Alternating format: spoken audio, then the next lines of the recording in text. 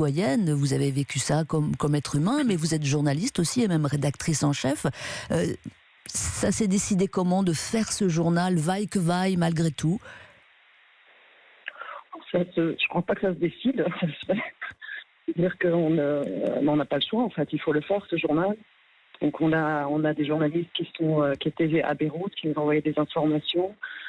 On a d'autres journalistes, et là où c'était un peu compliqué, c'est comme vous le dites, c'est-à-dire que ça nous touche directement. Donc un certain nombre de journalistes, apprenant que leur maison était dévastée, ont eu un petit moment de flottement, ce qui est normal, c'est compliqué. Et puis tout le monde s'est remobilisé et tout le monde a compris, sans qu'on le dise, qu'il était très important de faire ce journal. Comment avez-vous procédé? Comme d'habitude, si on peut dire? Alors pas vraiment, parce que Internet a sauté, le site a sauté, tout a sauté. Donc on s'est débattu avec nos techniciens informatiques qui, eux aussi, ont vu leurs locaux dévastés, donc avec leurs ordinateurs qui avaient sauté, qui ont travaillé d'arrache-pied pour essayer de reconnecter tout ça. Et voilà, donc on a travaillé avec... les journalistes ne pouvaient pas remonter au journal, donc ils nous ont envoyé des informations par téléphone, on a construit des articles avec ça, on a fait comme on a pu. Et effectivement, peut-être que ça tient du miracle. L'Orient le jour est en vente aujourd'hui, alors je ne sais pas si beaucoup de gens vont l'acheter, effectivement, mais quelle est la une? Alors on a un mot, c'est l'Apocalypse.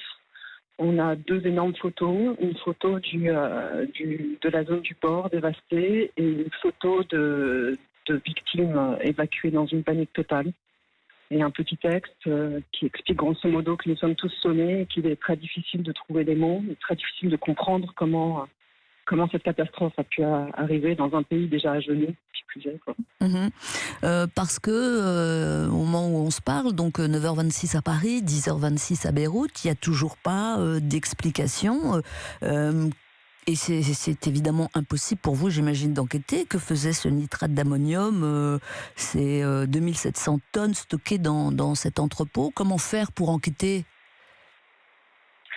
Là, on essaye, on appelle des contacts au port. Le directeur des douanes vient d'annoncer qu'effectivement, un entrepôt de feux d'artifice était situé juste à côté de l'entrepôt du nitrate d'ammonium.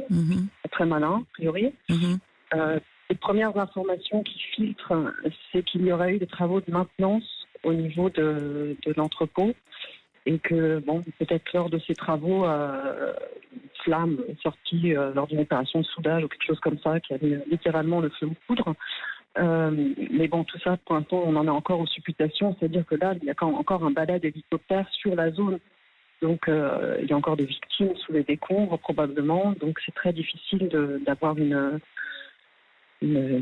compréhension claire.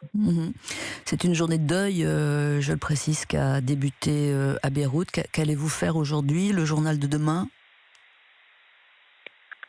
Écoutez, nos journalistes là, sont sur le terrain, on les envoie dans les hôpitaux, on les envoie à travers Beyrouth, voir comment les gens s'en sortent. On a des témoignages là déjà d'une personne qui nous disait elle a eu l'impression qu'un cyclone a traversé son appartement, tout est retourné. Et les gens sont perdus parce que les dégâts sont tellement massifs que, grosso modo, ils ne savent pas par où commencer, en fait. Donc, ils essayent juste de pousser des fenêtres, essayer de fermer une porte qui n'existe plus. Et un bilan qui, hélas, provisoire, qui s'élève pour l'instant à 100 de morts et à plus de 4000 blessés. Merci beaucoup à vous, Émilie Sueur, d'avoir été en ligne avec